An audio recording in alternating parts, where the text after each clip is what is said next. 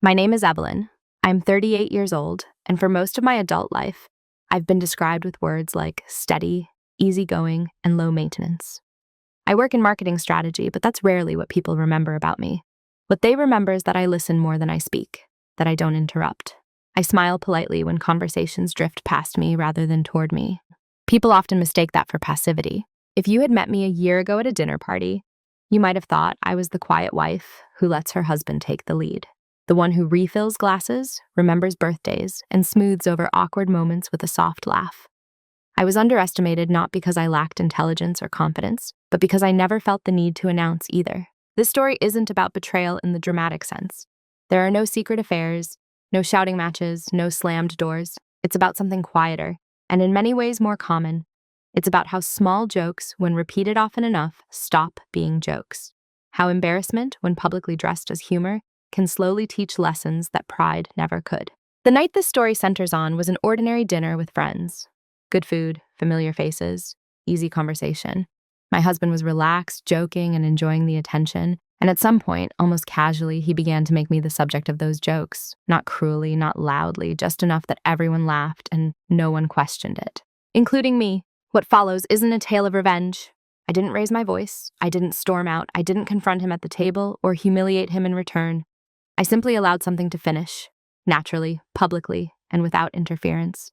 This is a story about restraint, about choosing silence not as surrender, but as clarity, about how letting someone continue unchecked can sometimes reveal more than stopping them ever could. Over the course of this story, I'll take you through how I was seen, how I learned to see myself more accurately, and how one evening shifted the balance of an entire relationship without a single dramatic scene.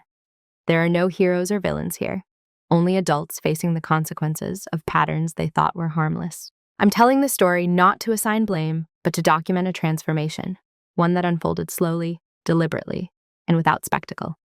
Because sometimes the most powerful moments don't announce themselves. They simply arrive, and everything after has to adjust. So before we begin, I want to ask you something, gently and without judgment. Have you ever been in a room where people were laughing and slowly realized the joke was you? To most people in our circle, I was the reasonable one. That was the word that followed me from room to room. Reasonable Evelyn. Calm Evelyn. The one you could sit next to at dinner and never feel challenged by. The one who remembered everyone's allergies, who brought a hostess gift without making it a performance, who noticed when someone's voice dropped and quietly shifted the subject. I was useful in that way, comfortable, non-threatening. When my husband Daniel introduced me to new people, he often did it with a smile and a light tone. "This is Evelyn," he'd say. "She keeps me organized. I'd forget my own head without her." People laughed. I smiled. It sounded affectionate enough to pass. I told myself that partnerships were built on contrast, that his loud confidence and my quiet steadiness balanced each other out. At gatherings, Daniel took up space effortlessly. He told stories, he reenacted moments. He had a talent for timing a punchline just right. People leaned toward him when he spoke. I sat slightly back, angled just enough to be included, but not centered. No one ignored me outright. That's important. I wasn't invisible in a dramatic sense. People asked how work was going, they complimented my dress, they thanked me when I passed the bread. But there was an unspoken understanding in the room that I wasn't the main voice. I was part of the background harmony, not the melody. And for a long time, I accepted that role without resentment. I told myself it was maturity, that not needing attention was a sign of confidence, that real power didn't need to be loud. There's some truth in that. But there's also a difference between choosing quiet and being quietly chosen for. Looking back, I can see how consistently that choice was made on my behalf. When plans were discussed, Daniel answered for both of us. When Evelyn and I went to Spain, when we decided it was best to, I rarely corrected the language. It felt petty, and besides, the outcomes were usually fine. Not perfect, but fine enough to justify my silence. Friends assumed I agreed with him, that I preferred it this way. Even I assumed that for a while. At dinners, I was often seated next to someone who needed a listener. The friend is going through a breakup, the coworker is frustrated with their boss, the cousin is unsure about a move. I absorbed their words, offered careful responses, and asked questions that helped them think. No one ever said, "Evelyn gives the best advice," out loud, but they kept finding their way back to my side. Quiet validation, tucked between courses. Daniel noticed this, I think, but not as something to respect, more as something convenient. I handled emotional labor the way he handled conversation momentum. We each had our lane, except that his lane was visible, mine was assumed. If someone had asked me then whether I felt diminished, I would have said no. Honestly, I didn't feel small. I felt steady, anchored, necessary in ways that didn't need applause. What I didn't realize was that necessity without acknowledgement slowly reshapes how others speak about you, and eventually how they speak to you. Jokes began to land more often in my direction, but lightly. Comments about how I was too practical, too serious, the brakes on the fun, always said with a grin, always followed by laughter that wasn't cruel, just unexamined. I laughed too. That's the part people rarely understand. I wasn't hurt in a way that demanded defense. I was adjusted to, positioned. I was the safe target, the one who wouldn't react, the one who would smooth things over if the joke went slightly too far. And once a role is established like that, it becomes very easy for everyone to forget that it was never formally agreed to. I wasn't seen as someone who would leave a table, or draw a boundary publicly, or allow silence to become uncomfortable. I was seen as someone who would always stay, always soften, always absorb. That perception didn't come from nowhere. I helped build it. And that's what made what happened later so instructive. Not just for Daniel, but for everyone watching. Because when someone who has always made things easy stops intervening, the room learns something new. The first time I noticed it, truly noticed it, wasn't because it hurt. It was because it lingered. We were at a casual dinner with friends, nothing formal, just a long wooden table, shared plates, and the comfortable noise of people who'd known each other long enough to stop performing. Someone asked how Daniel and I managed our schedules, both of us working demanding jobs. Before I could answer, Daniel smiled and said, "Well, Evelyn handles the boring stuff. I just show up where I'm told." It landed as a joke. Everyone laughed, even me. On the surface, it sounded harmless, self-deprecating even. He was positioning himself as the disorganized one, the dreamer. I am the competent anchor, a compliment if you tilted your head the right way. But something about it stayed with me long after the plates were cleared. The boring stuff, not important, not complex, not the things that keep our life running, just boring. Later that night, as I brushed my teeth, I replayed the moment in my head. Not obsessively, just once or twice. I tried to locate the discomfort. It wasn't anger, it wasn't embarrassment. It was recognition. I realized I had laughed automatically. Not because it was funny, but because that's what the room expected. Laughter smoothed the moment, signaled that everything was fine, that no correction was needed. And so none was offered. A week later, there was another comment. This time, about how I always double-check restaurant reservations because I don't trust vibes. The table chuckled. Someone said, "We all need an Evelyn." Again, not cruel, but again, reductive. I was becoming a function, not a person. Still, I said nothing. I told myself I was being overly sensitive. That long marriages develop shorthand. That humor evolves. That intent mattered more than impact. And maybe it did, but patterns matter too. The third time was the one that finally made me pause internally. A friend asked if we'd ever consider moving to a different city. Daniel answered easily. Evelyn wouldn't survive without her routines. There it was. Wouldn't enjoy. I would prefer stability. Wouldn't survive. The laughter that followed was louder this time. I felt it land differently in my body. Not sharp, but cold. Like something sliding into place. I smiled. I took a sip of water. I didn't contradict him. No one looked at me to check if I agreed. That part mattered more than the joke itself. Because in that moment, it became clear that the room had already decided who I was. The joke worked because it aligned with the version of me they'd been given repeatedly. I went home that night and didn't bring it up. Not because I was afraid, but because I wasn't ready. I needed to understand whether this was a misunderstanding or a mirror. Over the next few weeks, I started paying attention. Quietly. Not in a suspicious way, in a documentary way.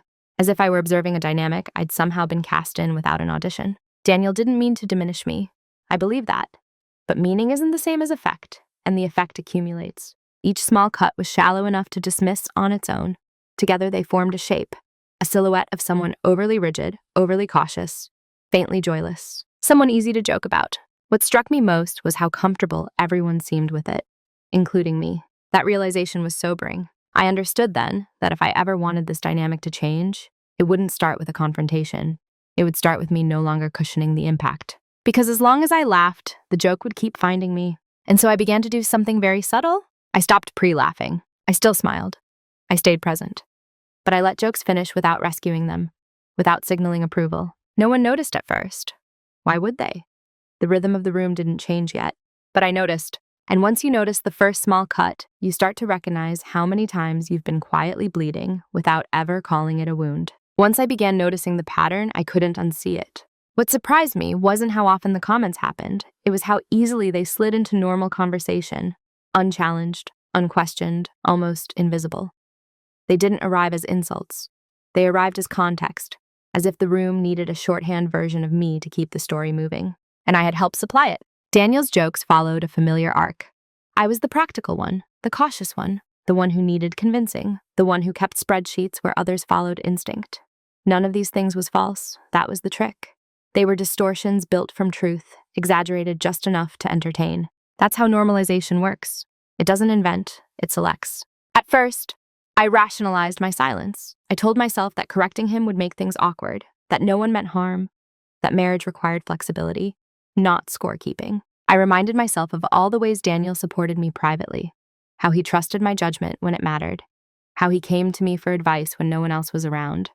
Surely that counted for something. But public space teaches different lessons than private reassurance. In public, repetition becomes identity. I noticed how friends began to speak to me through the lens Daniel provided. "You probably hate surprises," someone said once, casually. "You're not really a risk taker, right?" another assumed. They weren't asking. They were confirming. I corrected them gently when it felt necessary, but usually I let it pass. Correcting every assumption would have turned me into exactly what the jokes implied. Overly serious, overly exacting. So I chose the path of least resistance. Again, there was a part of me that believed endurance was virtuous, that being unbothered was a kind of strength.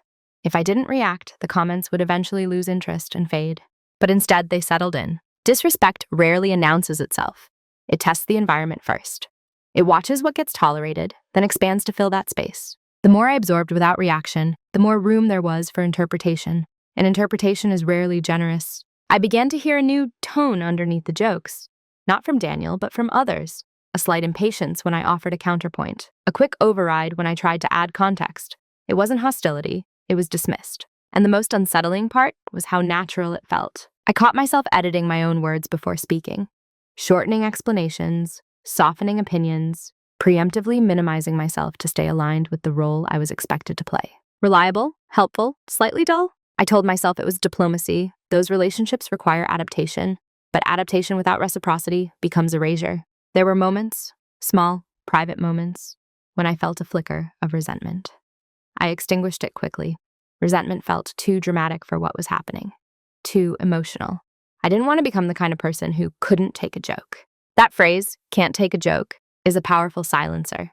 It frames dignity as fragility and deflection as humor. So I took the jokes. I took them with grace, with humor, with patience. Until one day, I realized something unsettling. I no longer knew how I was being seen without them. If the jokes stopped, would there be silence? Would anyone know how to describe me without reducing me? That question lingered. It became clear that the issue wasn't any single comment. It was the cumulative permission.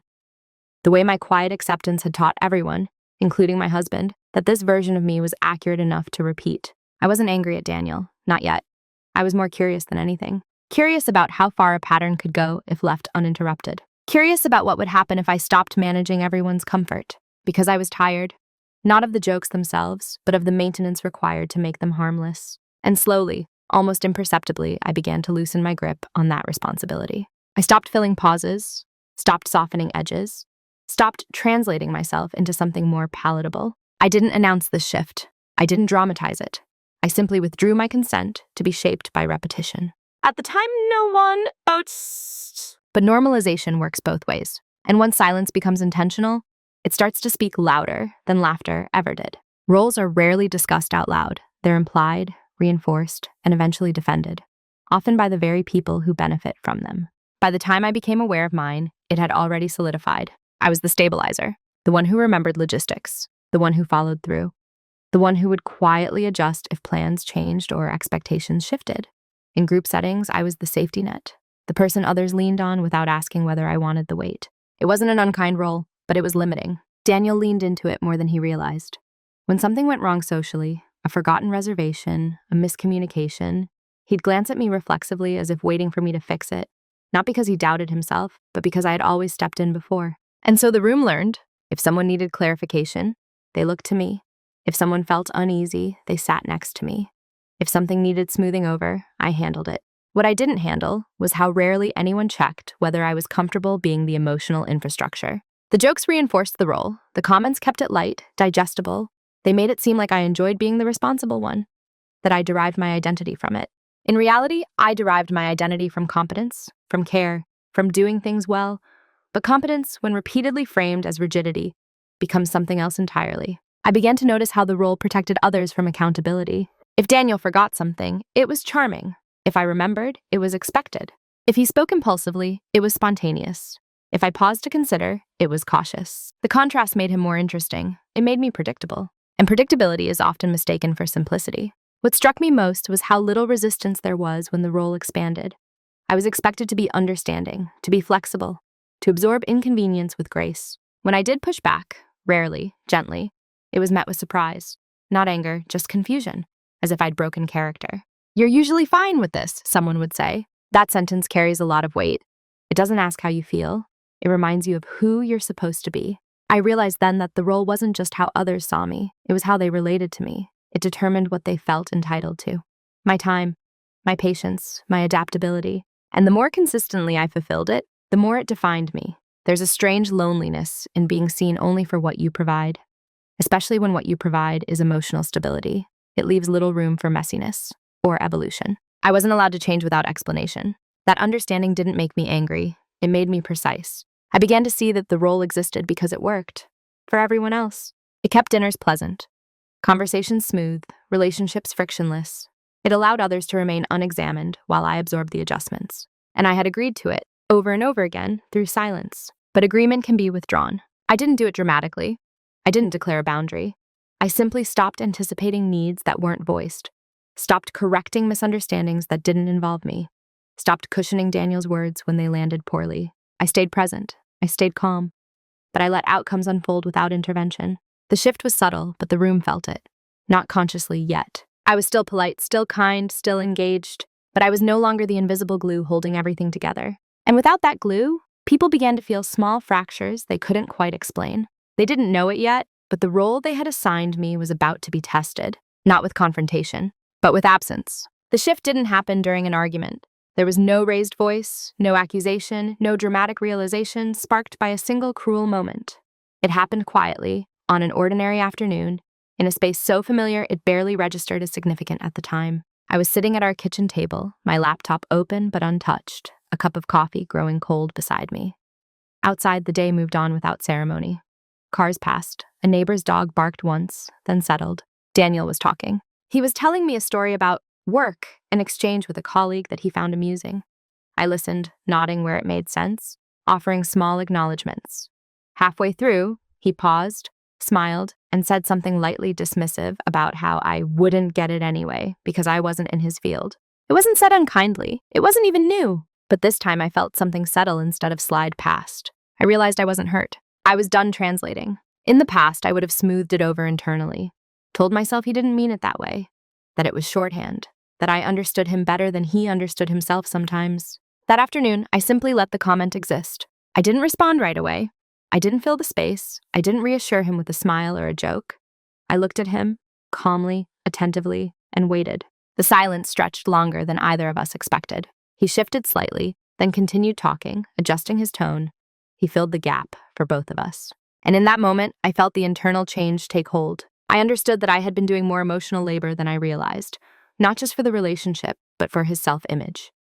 I had been constantly smoothing the edges of his words, shaping them into something more considerate than they were. Removing that buffer didn't require confrontation, it required restraint. That was the day I stopped explaining myself internally. I stopped justifying why things didn't bother me, stopped reframing comments into something acceptable, stopped making meaning for others at my own expense. Instead, I began to observe how often I was expected to absorb without acknowledgement. And once you stop absorbing, you notice how heavy things actually are. Later that week, we had dinner with friends. The same dynamic played out. Daniel made a comment about my need to plan everything. The table laughed. This time, I didn't laugh immediately. I let the moment breathe. Not as a statement, as a fact. The laughter faded more quickly than usual. Someone cleared their throat. Conversation moved on, slightly off rhythm. No one confronted him. No one defended me. And that was fine. What mattered was that I hadn't stepped in to rescue the moment. On the drive home, Daniel asked if I was tired. I said yes, which was true. I didn't explain further. I didn't bring up the joke. I didn't request an apology. I was learning something important. Clarity doesn't require disclosure. The shift was internal, but its effects were already external. I began to see that my silence had previously been interpreted as agreement. Now, without the usual emotional cues, it became ambiguous, and ambiguity makes people uneasy. That unease wasn't my responsibility to resolve. I wasn't punishing anyone. I wasn't testing anyone. I was simply allowing interactions to reflect themselves without my constant intervention. That day at the kitchen table marked the end of something I hadn't known I'd been carrying. I didn't feel lighter immediately. Change like that is subtle. But I felt steadier, more aligned with myself. And once alignment happens, there's no unseeing the imbalance that came before. I didn't know then where this shift would lead. I only knew that I would no longer rush to make myself smaller so that others could feel more comfortable. The rest would reveal itself in time. Once the shift happened, silence felt different. Before, my quietness had been automatic, reflexive, a way of keeping things smooth. Now it was deliberate, chosen. And because it was chosen, it carried weight. I still spoke when I had something to say. That part didn't change. What changed was what I no longer rushed to say. I stopped preemptively agreeing, stopped translating jokes into reassurance, stopped filling pauses that weren't mine to fill, and almost immediately, people began to misread it.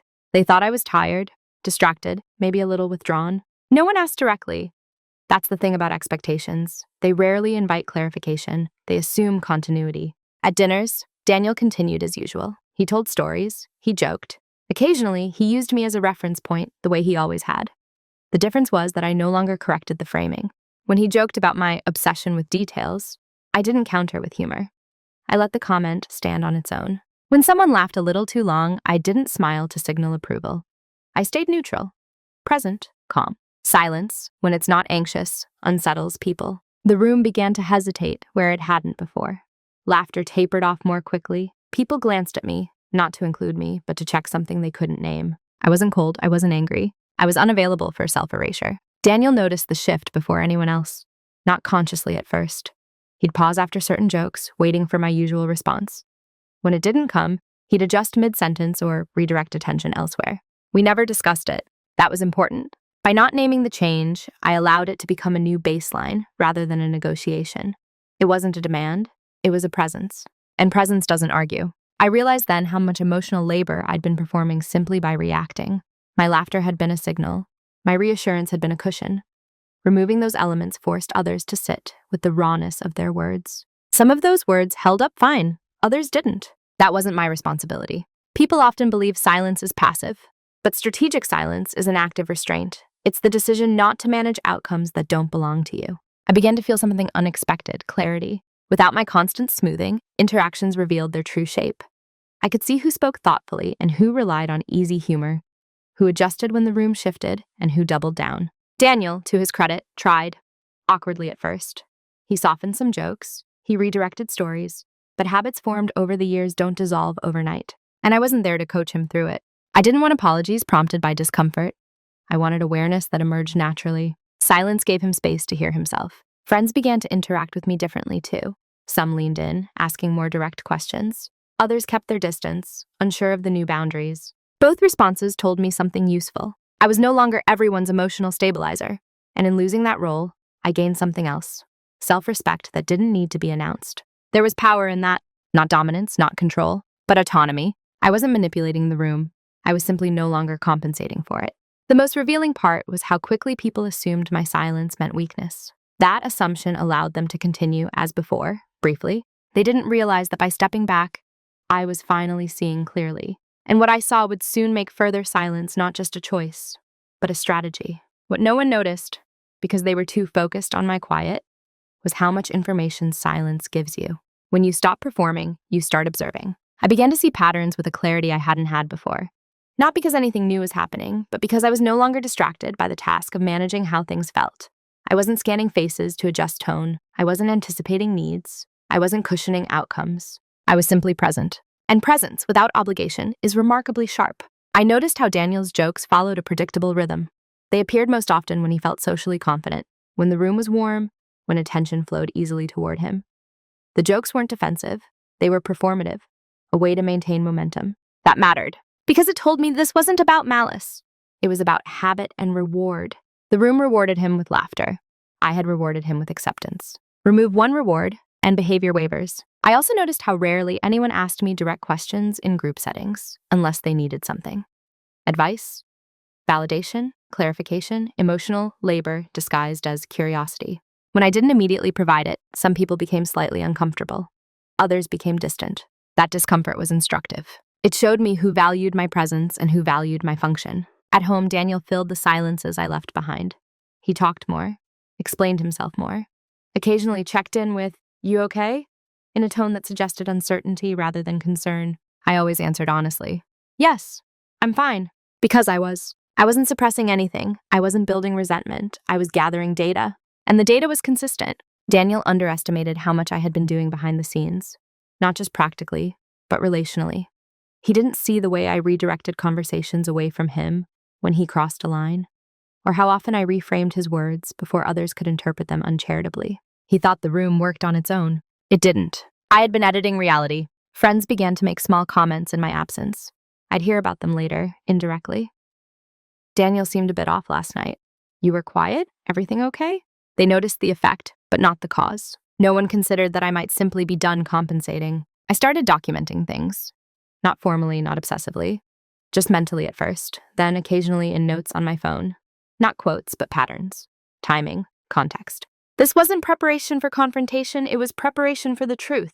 There's a difference. I also took a closer look at our shared life. Financially, logistically, structurally, not because I planned to leave, but because clarity demands a full picture. I realized how much I'd deferred. How often were they framed as mutual when the momentum was one-sided? How often my flexibility had been mistaken for agreement? None of this felt dramatic. It felt sobering and, strangely, peaceful. Because once you stop trying to be understood, you can finally understand. Daniel continued to assume my silence was temporary. A phase, a mood, something that would pass once I rested or relaxed. That assumption gave me time to observe how he behaved without my softening influence. Time to see how others responded when I wasn't managing impressions. What I saw wasn't catastrophic, but it was conclusive. People didn't adjust because they didn't realize adjustment was required. The system had worked too well for too long, and systems don't change unless something essential is removed. I didn't announce my withdrawal. I didn't dramatize it. I simply became unavailable for roles I had never agreed to play. And while no one noticed immediately, the structure began to strain under its own weight. Because what they never noticed was that the quiet woman at the table had always been the one holding the shape of the room. And without that shape, things start to reveal their true form. The reveal wasn't something I stumbled upon suddenly. It unfolded slowly, the way clarity often does, layer by layer, without spectacle. There was no moment of triumph, no surge of adrenaline, just a quiet understanding settling into place, undeniable and calm. I realized that what I had wasn't power over anyone. It was leverage over my own participation. And that changed everything. In the past, I had assumed that if something bothered me, the responsible thing to do was address it. Communicate, explain, fix. That belief kept me invested in dynamics that didn't require my explanation. They required my withdrawal. The private reveal was this. I was no longer obligated to translate myself into a version that made others comfortable. Once I accepted that, other truths followed naturally. I saw clearly how interdependent our social and domestic life actually was. Daniel's confidence in public spaces relied heavily on my emotional steadiness. Our shared routines depended on my planning more than I had acknowledged. The boring details weren't peripheral, they were structural. I had been treating structure as neutral. It wasn't. Structure confers power quietly, and I had been managing most of it. This realization didn't make me feel superior. It made me precise. I began reviewing things I'd long taken for granted. Bank accounts, long-term plans, shared obligations. Not with suspicion, but with intent. Knowing where you stand isn't a threat to trust, it's a prerequisite for autonomy. I noticed how often I'd deferred decisions simply because it was easier. How often I'd allowed Daniel's preferences to set the direction because I didn't feel strongly enough to oppose them. That wasn't a compromise, it was a drift. And drift, over time, always favors the louder current. The most important part of the reveal wasn't external. It was internal. I understood that I no longer needed to prove anything. Not my intelligence, not my worth, not my resilience. If a room couldn't see me without reduction, that wasn't a failure on my part. It was information. I also realized something more difficult to admit. Daniel didn't fully know me anymore. Not because he didn't care, but because I had slowly made myself predictable to keep things easy. Predictability had protected us from conflict, but it had also flattened me. The private reveal wasn't that I needed to leave or confront him immediately. It was that I needed to stop managing his perception of me. That distinction mattered. I didn't want an apology born of guilt. I wanted awareness born of absence. So I made a decision to continue as I was, not silent, but selective. Not distant, but unperformative. I didn't correct jokes, I didn't reframe narratives, I didn't fill in gaps that weren't mine. And as I stepped back, the imbalance became clearer, not just to me, but eventually to others. Leverage doesn't require aggression, it requires clarity and timing. I had both. The reveal also showed me something else. I was prepared, emotionally and practically, for outcomes I had once avoided imagining. Not because I expected the worst, but because I was no longer afraid of knowing where things stood.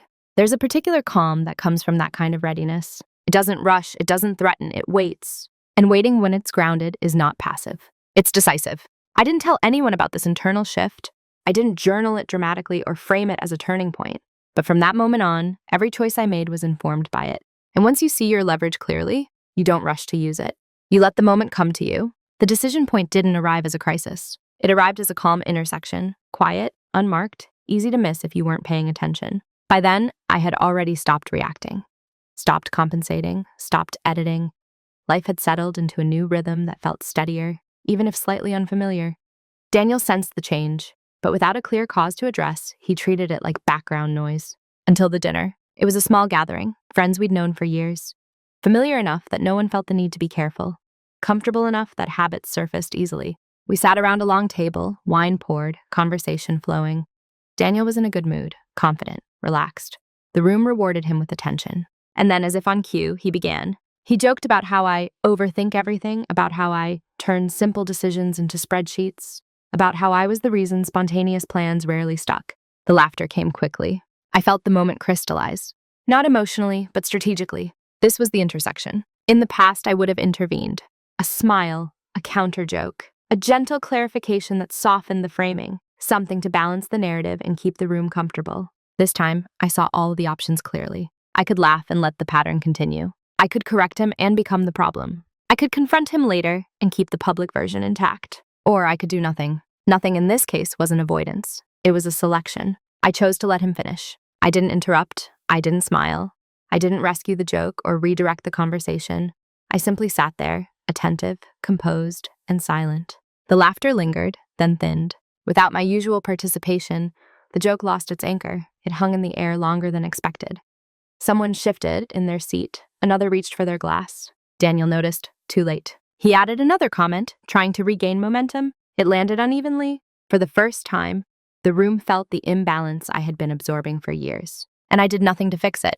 That was the decision point. Because once you allow a dynamic to reveal itself publicly, you can't undo what others have seen. I didn't feel triumphant. I didn't feel cruel. I felt steady. The conversation moved on, but something had changed. People spoke more cautiously.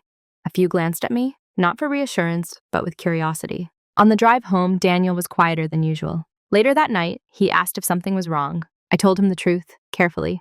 I'm just not going to manage moments like that anymore. I didn't accuse. I didn't list grievances. I didn't explain in detail. I stated a boundary without dramatizing it.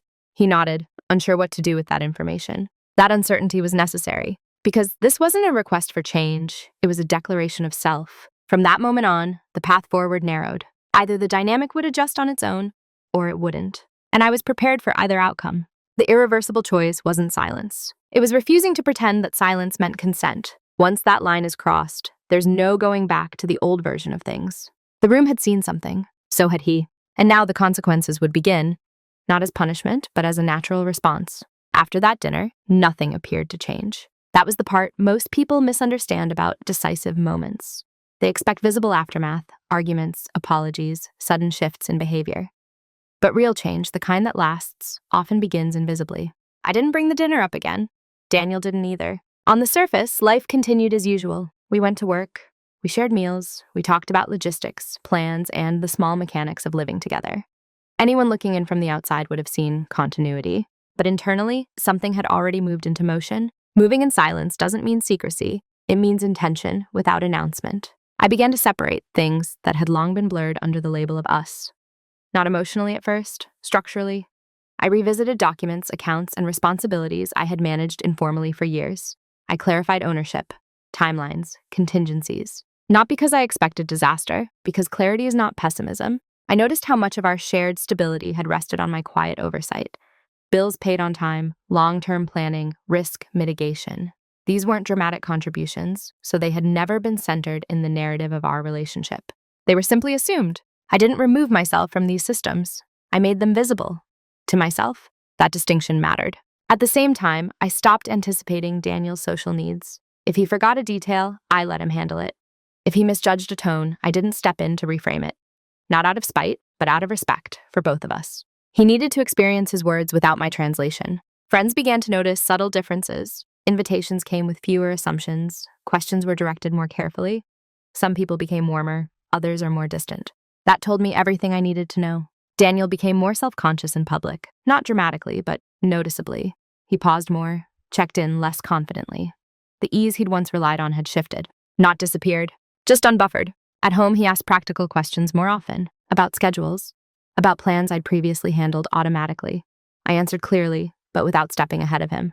I wasn't withdrawing effort. I was withdrawing invisibility. This phase required restraint.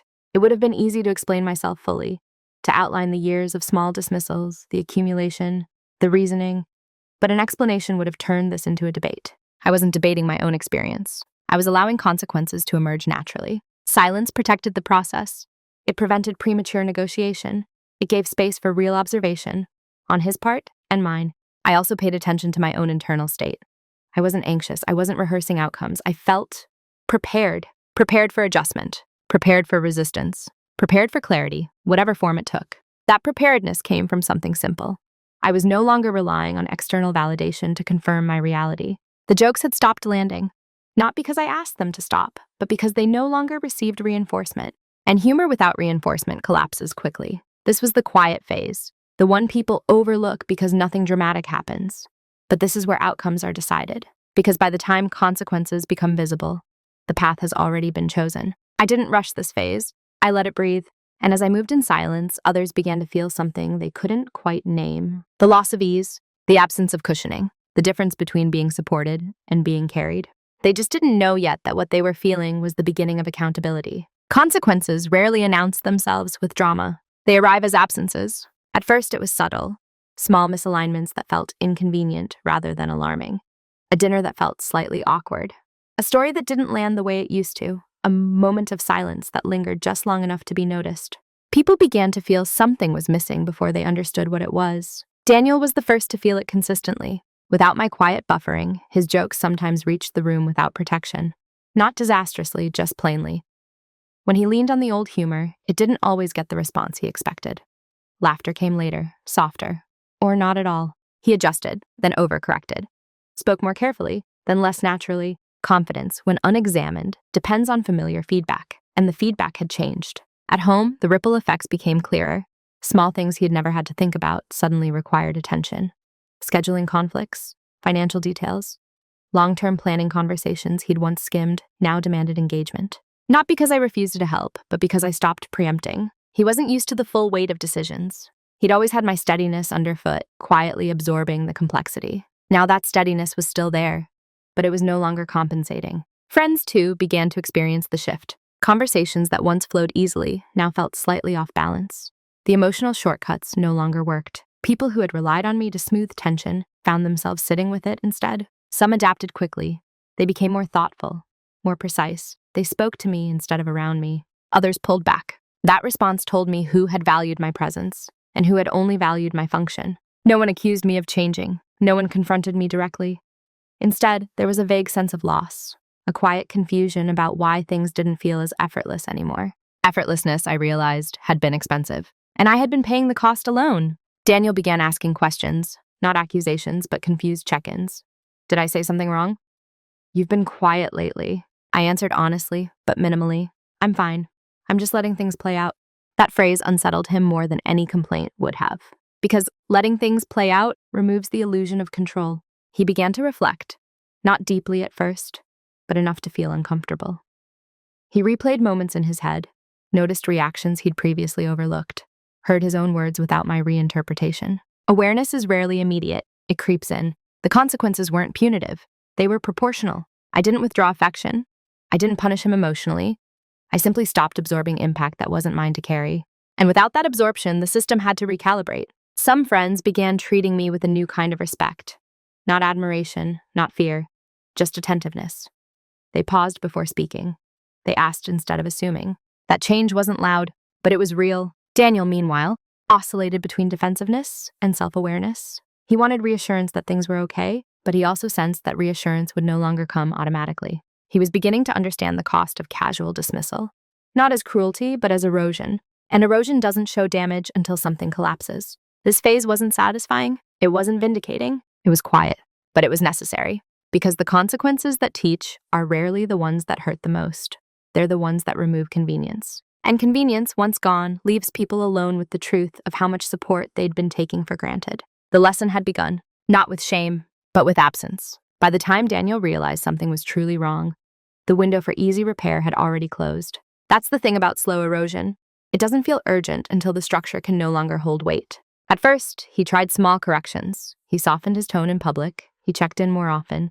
He made an effort to include me explicitly in conversations, sometimes awkwardly, as if following a rule he'd just learned. But these adjustments came too late to restore what had already shifted. Not because they were insincere, but because they were reactive. They were attempts to fix a feeling without understanding the cause. I could see the confusion in him, the way he replayed social moments trying to locate where things had gone off track. He wanted a clear error, a sentence he could apologize for, a moment he could undo.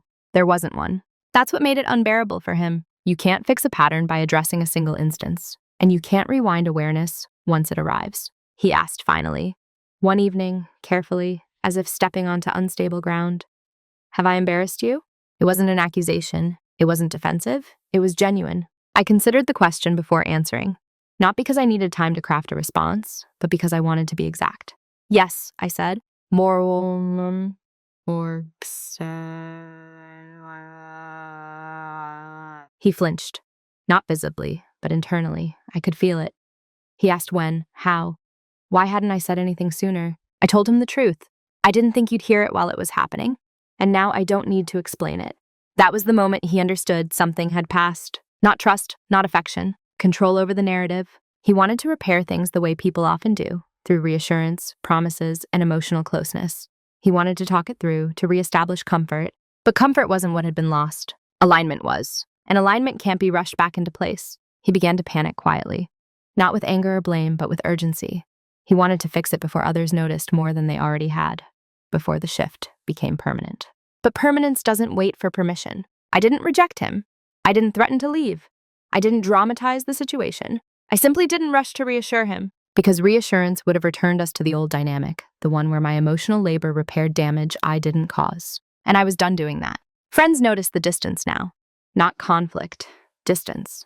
A subtle recalibration in how Daniel spoke, how I responded. They didn't know the details, but they felt the tension of something unresolved. That tension had nowhere to go. Daniel wanted to address it publicly, to show change, to demonstrate respect. But public repair without private understanding is performance. And I had no interest in performances anymore. I could see his regret forming. Not dramatic, not self-pitying, but real.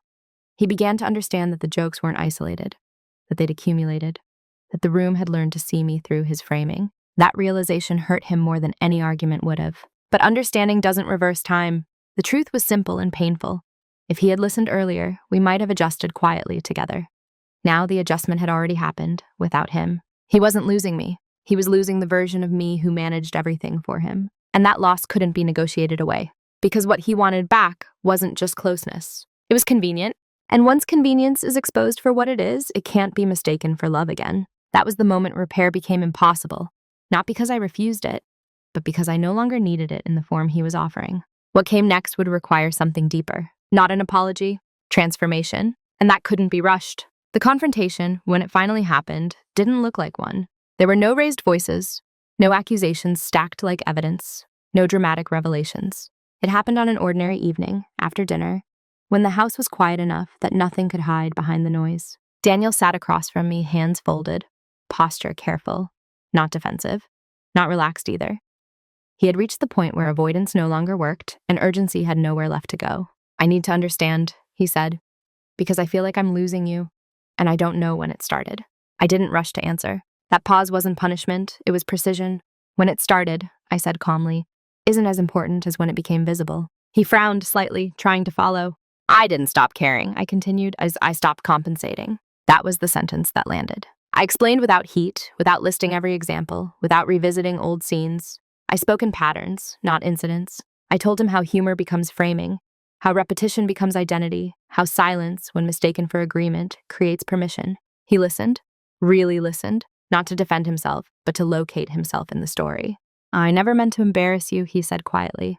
"I know," I replied. "That's why it went on as long as it did." That wasn't an attack, it was a fact. Intent hadn't protected me. An impact had accumulated, whether anyone acknowledged it or not. I told him I wasn't angry. That surprised him. Anger would have been easier to respond to. Anger invites repair rituals, apologies, reassurance, closeness. Clarity does not. "I'm not punishing you," I said. "I'm just not stepping in anymore." He asked what that meant, for us. I was honest. "It means I won't correct narratives that diminish me. I won't soften jokes that land at my expense. I won't manage how others perceive you by managing myself." He absorbed that slowly. "So, if I mess up, then people will see it," I said, "including you." That frightened him. Not because he feared judgment, but because he feared exposure. The version of himself that had been buffered for years would now stand on its own. This confrontation wasn't about control. It was about responsibility. I told him I wasn't asking for perfection. I wasn't even asking for constant awareness. I was asking for ownership of words, of patterns, of public presence. And I was clear about something else. I'm not going back to who I was. That wasn't a threat. It was a boundary. We sat with that truth for a long time. Daniel nodded eventually. Not in agreement, yet, but in recognition.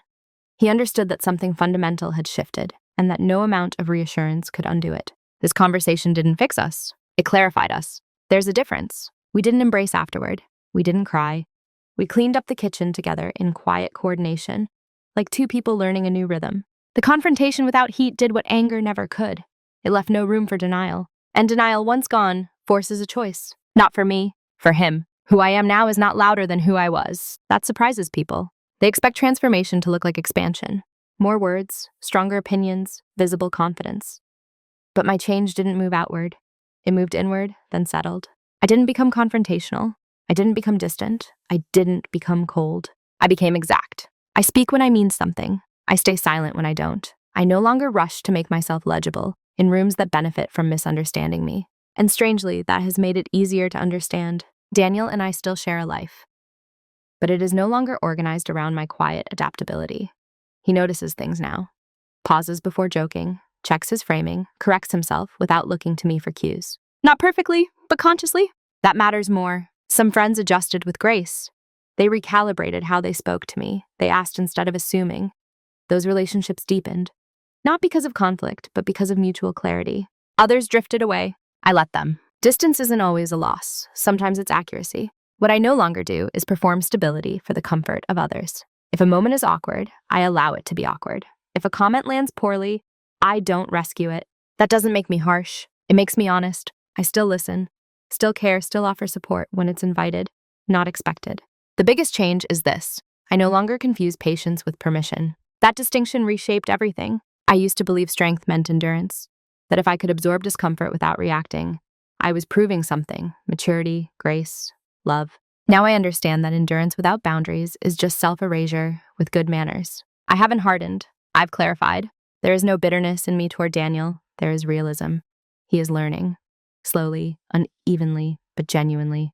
Whether that learning is enough, time will tell. What I do know is that I will never again make myself smaller so that a room can remain comfortable. I don't need to be centered. I need to be accurate. I don't need to dominate. I need to be intact. People still describe me as calm. That hasn't changed. But now calm doesn't mean available. It means grounded. And grounded people don't disappear quietly. They remain, fully, without apology.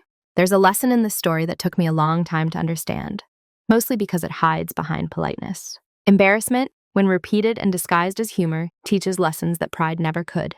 Not to the person being embarrassed, but to the people doing the watching. For years, I believed that staying calm meant staying above the situation, that if I didn't react, I was proving resilience. What I didn't see was how silence, when automatic, becomes consent. It trains people on how far they can go, how much can it take, how can one reduce someone without consequence. Pride would have demanded confrontation, a sharp correction, a public line in the sand. That might have felt satisfying in the moment, but it would have kept the focus on conflict instead of pattern. What changed everything was restraint. By stepping back instead of striking back, I allowed the dynamic to reveal itself fully. I let others feel the weight I had been carrying quietly. I didn't shame anyone. I didn't humiliate anyone. I simply stopped protecting them from themselves. That's a difficult thing to do, especially for people who are natural stabilizers, listeners, caretakers. We're taught that keeping things smooth is a virtue, that harmony is the goal. But harmony that depends on one person swallowing discomfort is not harmony. It's an imbalance. This story isn't about punishing a partner or winning a power struggle. It's about reclaiming authorship over your own presence. About understanding that dignity doesn't require loud defense. It requires clear boundaries and the courage to let consequences unfold naturally. If you see yourself in this, I want you to know something important. You don't have to explain your worth to people who benefit from misunderstanding you, and you don't have to announce your boundaries for them to be real. Sometimes, the most instructive thing you can do is nothing at all. Let the joke land without rescue. Let the silence stretch. Let people sit with the version of themselves they've been projecting. Not out of spite, but out of self-respect. Because when you stop cushioning others, you start standing on solid ground. And solid ground doesn't shake when people finally notice it. Before we end, I'd like to ask you something, and I hope you'll answer in the comments, not just for me, but for each other. Have you ever realized that staying quiet wasn't protecting your peace, but protecting someone else's comfort at your expense? If so, what happened when you finally stopped? Video hữu ích, hãy ấn like và đăng ký kênh để ủng hộ mình nhé. Chúng ta sẽ gặp nhau ở những video tiếp theo. Bye bye.